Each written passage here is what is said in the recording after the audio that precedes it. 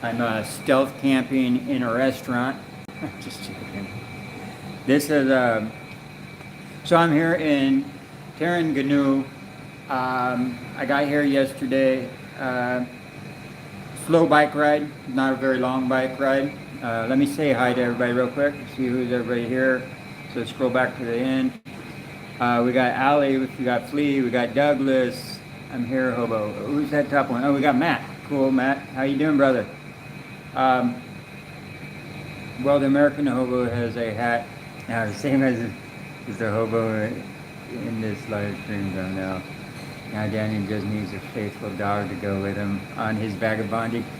Yeah, that's a subject we should talk about too, is dogs and vagabonds. And he needs and he needs a bindle, of course, but I don't know about that a bindle fits on a bicycle. A bindle. Um, a bindle. I'm trying to think of what a bindle is. Sorry, it's the meaning of bindle is escaping my brain right now. I am in training to your so Flea. I am in a train today, heading to Buttersworth. Oh, you're heading up to Georgetown. That's cool. Well, Buttersworth. I actually was going to camp. I camped somewhere on before heading over. I think I camped in Buttersworth. I have to look back where I actually camped in Buttersworth. But there's a green belt that runs all the way up, and there's like a little hidden temple up top. And you walk between basically a fence line and the water line through like a little grassy area to get to it. It's very, very small. It's not even a temple. It's just one of the little, what do you say, dollhouse type temples. The little small ones. But it's on the outcropping right there, and it's kind of unique to go look at. But I was going to camp in that park, and I think I ended up going somewhere else. I talked to someone that was bicycler there. You're on a train. I have. Hey, Matt. Thank you, brother. You gave me I don't know. Is that a? I'm assuming that's a. I'm gonna give that a like. Matt made a donation, guys. I can't hit the like button on that one. Let's see if that one works. Yeah, it's not like let me do that for some reason. But thank you, Matt. I do appreciate that. I think that's a super chat or something. It doesn't actually say, and I'm trying to like it, but it doesn't work. So Matt, I was actually thinking about what you were talking about, giving up the comforts of, having a hard time giving up the comforts to go out stealth camping and stuff, because stealth camping is cool, man. I honestly think the urban camping and stealth camping is this cool little thing that started up. And like I said, I've been following it since the beginning, but it kind of blew up. You see how popular Steve Wallace got, right? And now there's a whole group like Josh has the Stealth Camping's Alliance, which is a group of people that give challenges to each other and stuff like that. And that's a cool group over there. If you could either check out Hidden Hammock's channel, or if you just look up Stealth Campers Alliance, you'll see that channel that has all the names where you can click on each person's basically channel just by clicking on their avatar, you know, their picture. Okay, let's see. Good morning. I binge watched several of your videos last night. FYI, I'm just some dude from Gen X, same as you, so I could relate some of the ramblings, but not of your ramblings, but not majority of them. Yeah. Well, it depends, you know. Generation X was pretty rough and tumble. We did a lot of traveling around. We did a lot of skateboarding. If you're on the coast, a lot of surfing. So we were already kind of, you know, a lot of us would leave the house and go traveling with our buddies and, you know, road tripping and coming back and, you know, stay out all night partying. And so we were kind of rough and tumble generation to begin with. So living on the street was not a big, you know, step up, you know. We were kind of we kind of made the streets our home, even though we were living at home with our moms. Now, we did live at home with our moms for a long time. The only ones that made it, even like Snoop Dogg and all them, before they made it, they were all living at home with their mom. You know, it was a thing. You know, it's like, yeah, I'm a gangbanger, but I live at home with my mom. Like, oh, come on now.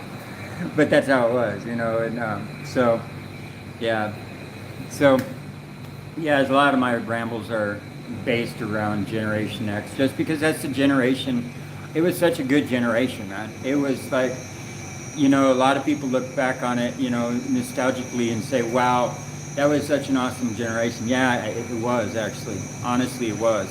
There was so much that happened. We got to see going from malls to smartphones. We got to see the skateboarders. We got to see punk rock music, rap music, the development of rap music. We got to see the development of technology and stuff like this. And it went from just hanging out with friends to basically social media. But it was like we got to see the comparison of the shifts between the two. And it was a great generation, man. It was just so cool to grow up in that, you know.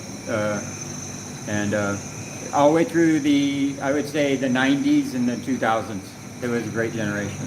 So even the people that, you know, came up as teenagers within because if you're born in the 70s, you don't actually grow up until the 80s and 90s, right? So you're not, and if you're born in the 80s, then you're not really growing up until the 90s and 2000s, you know, because you don't really count that first 10 years. You count once the next set of years, because that's when you start developing your friendships, your memories, and stuff like this. But anyway, let's see.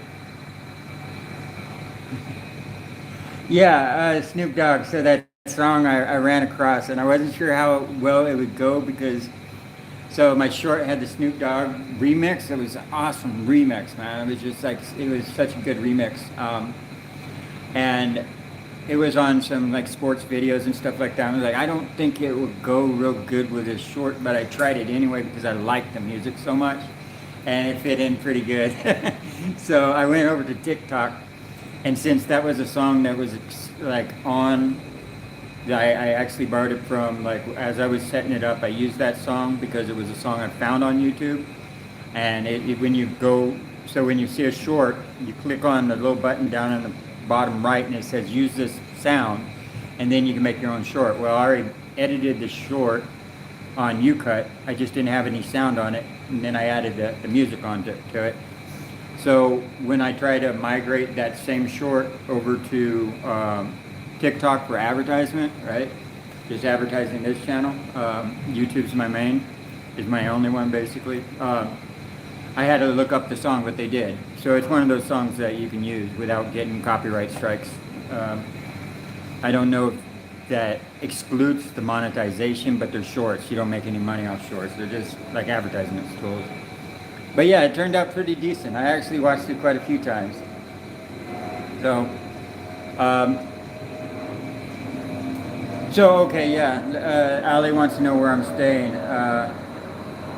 So let me show you around here. I'm not at a resort flea. I'm actually in the hostel, a 40 ringgit hostel.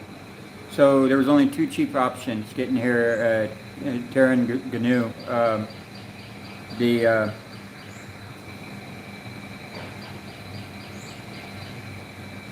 It's pronounced like E. Vowel I in Malay is pronounced like E. C, B, fish, so ergo, canoe. Okay. Okay, so let me turn this around. I'm actually here at the restaurant down below. They give you a free coffee coupon when you a free coffee. It's called the Hidden Cafe because it's kind of, you walk to the back of the hostel, and it's a nice little patio out here. Try not to swing it too much. That side's sunny, so I'm sitting over here. I ran back upstairs because no elevator, guys. Get used to that. But the bad thing about Terengganu is the food prices are pretty damn high. And that's just right across the whole board. You know, it's like, here, I'll kind of bring you in real quick so you see the inside.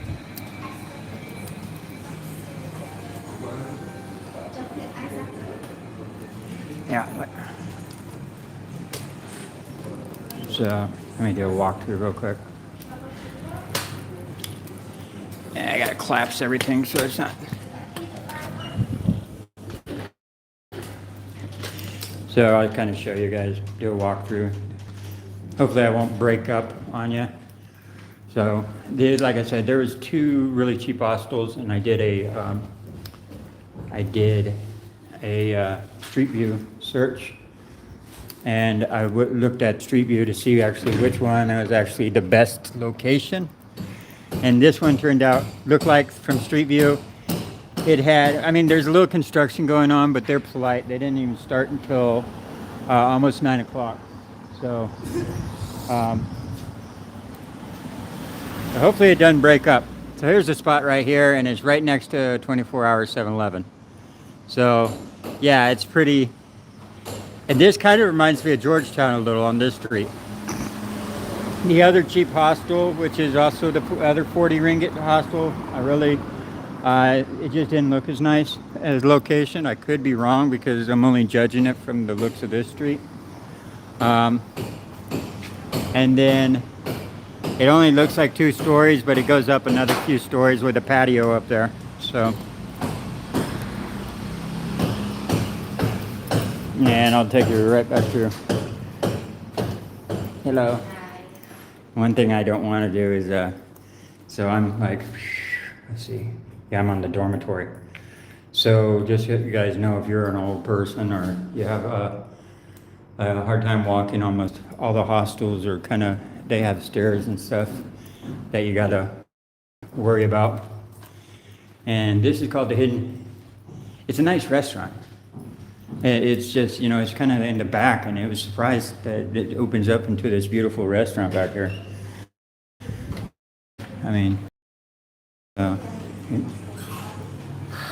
I came in to get my free coffee this morning, I noticed, it's like, they got a full, yeah. And for the cheap option, this is very nice.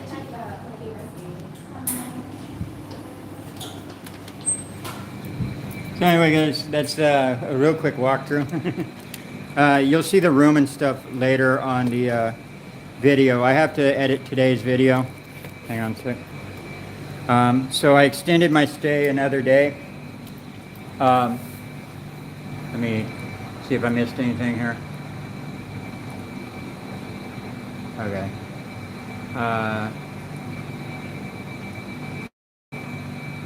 Where you at? Not a resort, guys. Yeah, not a resort. A nice place, modern finish inside. Yeah, very, very modern on the inside. Very clean, comparably to a lot of the hostels. You can get some pretty dirty ones, because compared to a hotel, a hostel doesn't hold up to the same standards usually. They should. But if they open up a hostel, they figure that they can get away with just general cleaning. That means like when something's so dirty that they clean it up. Not all hostels. Each hostel is different. Some are really hippie vibe, right? So, and those aren't necessarily dirty. But when you have that hippie vibe, sometimes you can flex on cleanliness. You know what I'm saying? So, because there's already drawings on the walls and stuff, doesn't now it, with all the drawings and stuff, dirt and stuff, goes in. I'm one of those people that think you should just clean everything. So I clean bathrooms. That's what I was doing in Tennessee at a truck stop, and you got to get really fast at them, because there's always a line of truckers waiting for like a shower, and truckers are mean because they've been behind the wheel all day, so they don't want to wait for a shower. And it's like, hey, you guys all pile in at once. Don't give me no attitude type thing.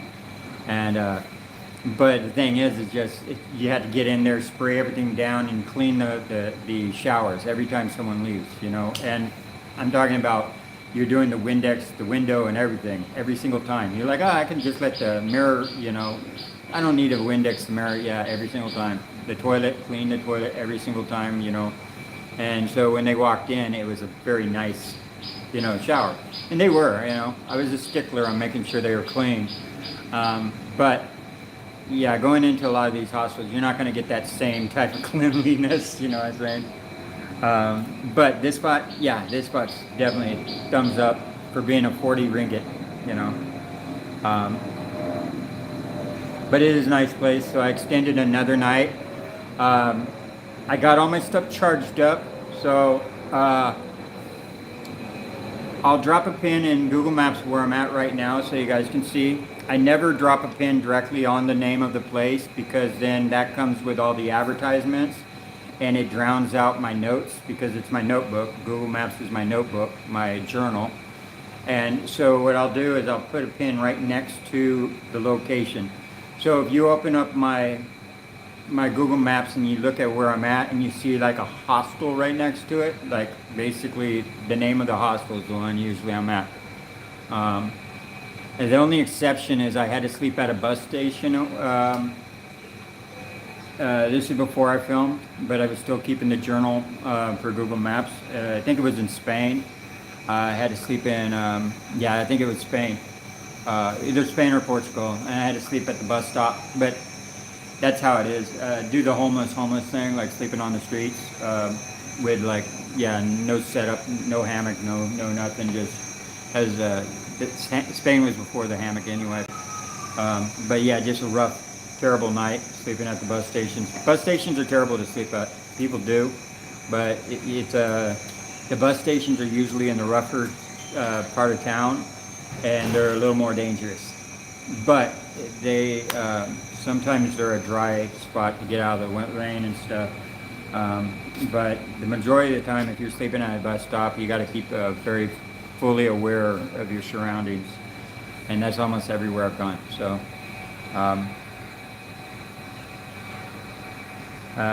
please come back to cafe and full pastries. What is that? Yeah.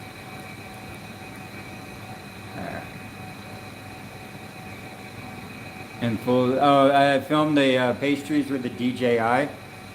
Okay.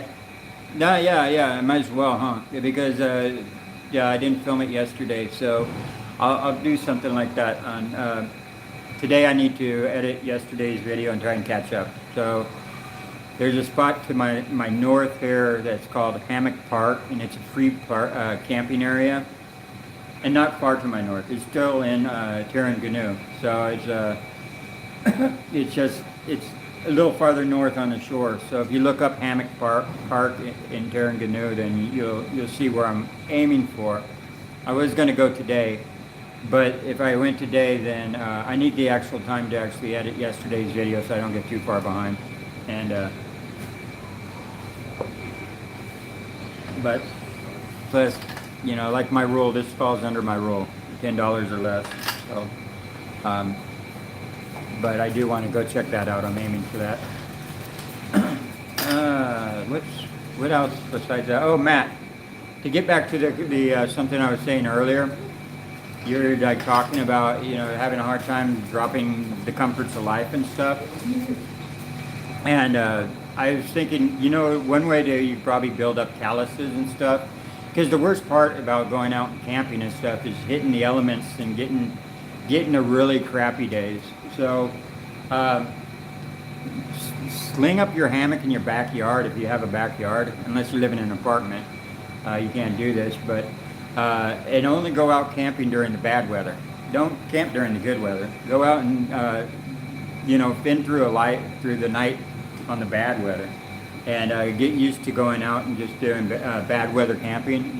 Rainy, because bad weather is only bad weather if you get soaked and you get cold and you get miserable. But if you get like a tarp up before it starts raining on you, and you stretch that tarp nice and tight where you don't have buildups of water and stuff, and it runs off nice, and you're in your hammock underneath and the rain's coming down, and you got your food, your water, your soda pop, you got your coffee in the morning, you have all these things, you got a nice little luxury going on. And that miserable weather is not miserable because you already prepared for it. So I would say just go out and just do some bad weather camping in your backyard and build up your calluses that way. And if it gets too much, you just leave your hammock in your backyard, walk back inside. You know what I'm saying? I mean, don't get used to it. Try and go through the whole day. Um, but that's what I was thinking. It'd be a good way to build up because then when you go out, you're like, oh, this ain't that bad. Because the hardest part's getting over that fear factor of the unknown. Like that's the biggest part about going homeless is the fear factor going. But like once you become homeless, like when I was 17, it was like, oh wait, I can do this. This isn't that scary. And then it became like an instant freedom. Um, you got to start learning what to do with your time, right? You want to have something to do with your time. Like when you're out in the woods, bushcrafting is very great because I love carrying around a bushcrafting book. Always. There's something nice about having pages that you fold. But the bushcrafting kept your brain busy. You just open up a few pages and like, hey, I'll try doing this today. But the same way is like if you're homeless on the streets, you need something to preoccupy yourself. But that way, otherwise drinking and that's where the drinking and the alcohol and the drugs actually take over a homeless person's life is because they just don't have anything else to do. The food is free, right? And so at the shelters and stuff, and so you have a whole day of nothing. So that's where they start drinking very heavy and doing drugs, and that's why it's part of the culture. It is part of the homeless culture. But if you have a hobby, then you won't drink as much.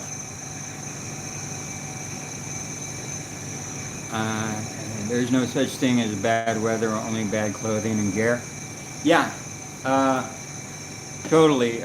So the rule of 3 is 3 minutes without oxygen, 3 minutes without oxygen, 3 hours without shelter. Now, 3 hours without shelter is usually there's exceptions to the rules. In hotter weather, it's not going to kill you as fast as cold weather will.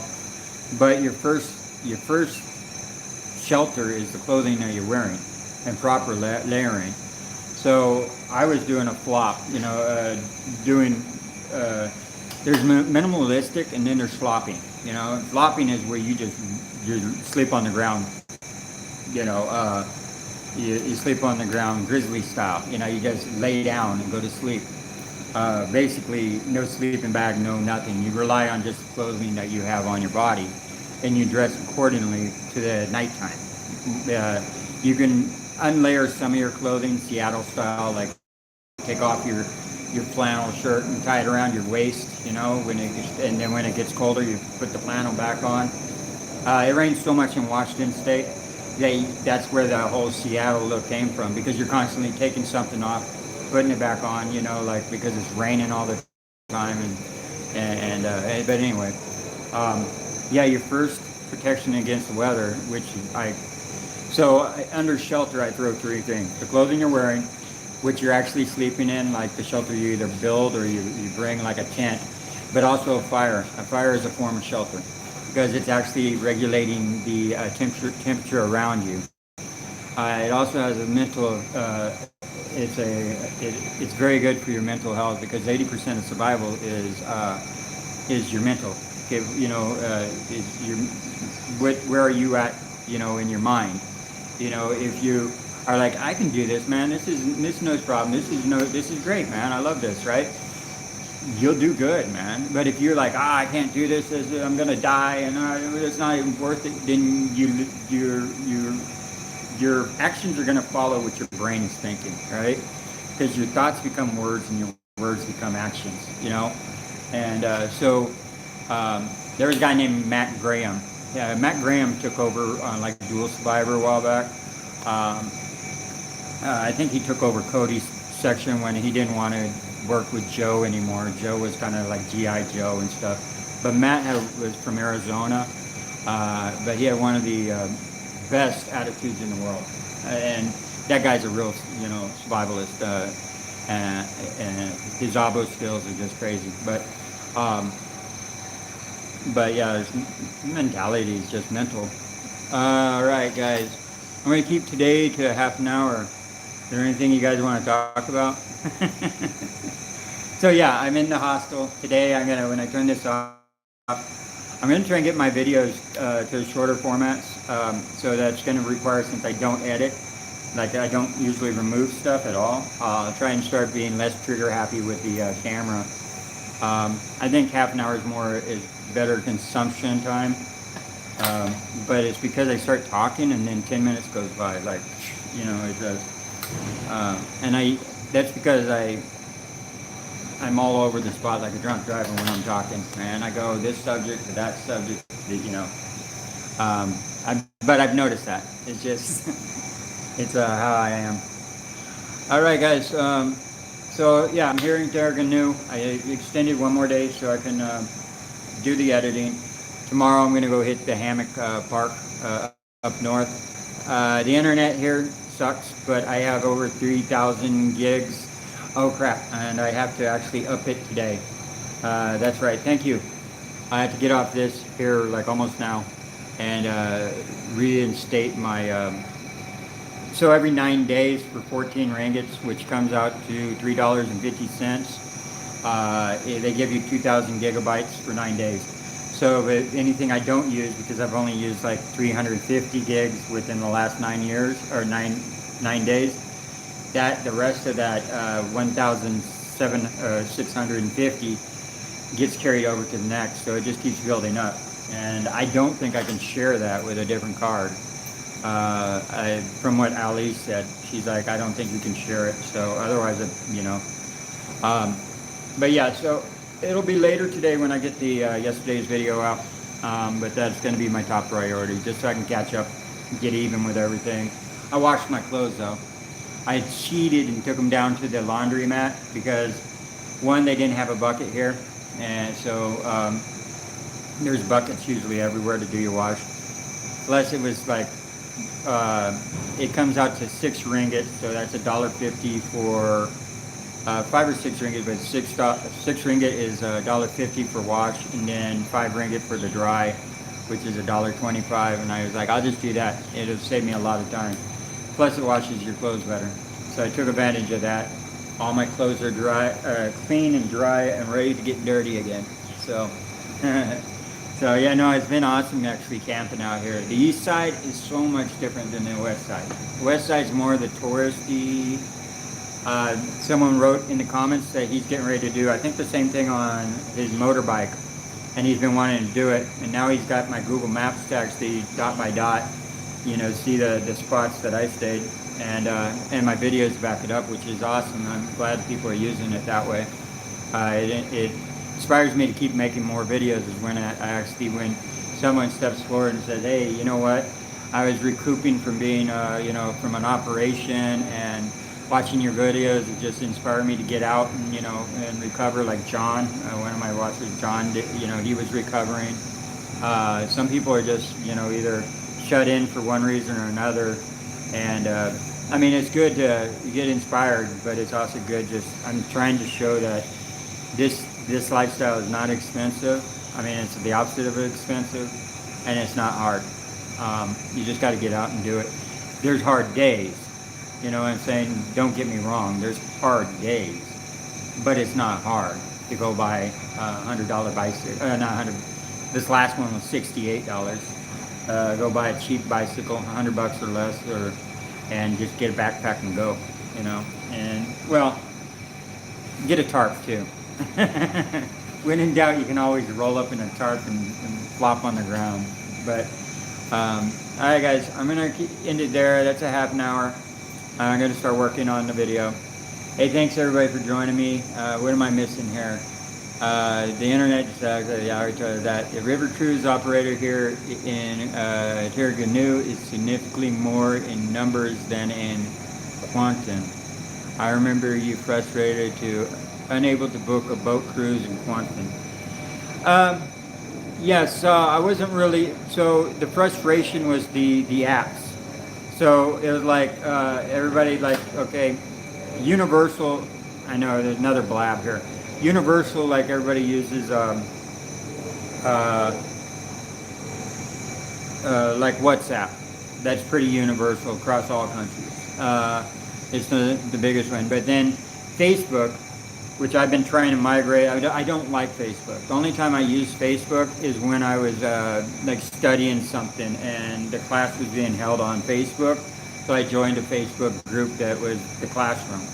But the thing is outside of that, I don't really understand the whole premise of Facebook, because they call it social media, but it doesn't feel social at all. It really doesn't. You know, honestly, it doesn't feel like you're connecting at all.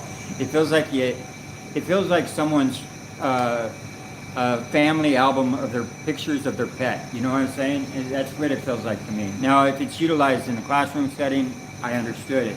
But just having a picture, it's so even before Facebook, it was MySpace and all this stuff. But it just, that platform I've never cared for. I just never cared for it. If I want to watch videos, I watch YouTube. You know, if I want to connect, now stuff like Telegram, I like Telegram. It's just an ongoing chat room, right? A bulletin board style chat room. Where WhatsApp is more like I would almost say telephone based, where you're not really, I mean, I've been on groups on WhatsApp, but I don't know. It doesn't feel like a group. It just feels like a bunch of people hanging out in the same telephone booth.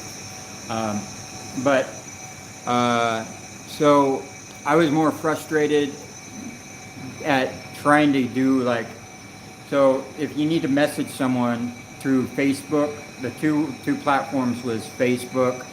Then I had to reinstall the messaging app just to turn on, Facebook again. I had to go through the whole protocol, verifying it was actually me. And then I had to download the Messenger app just to find out that it wasn't the right company. And I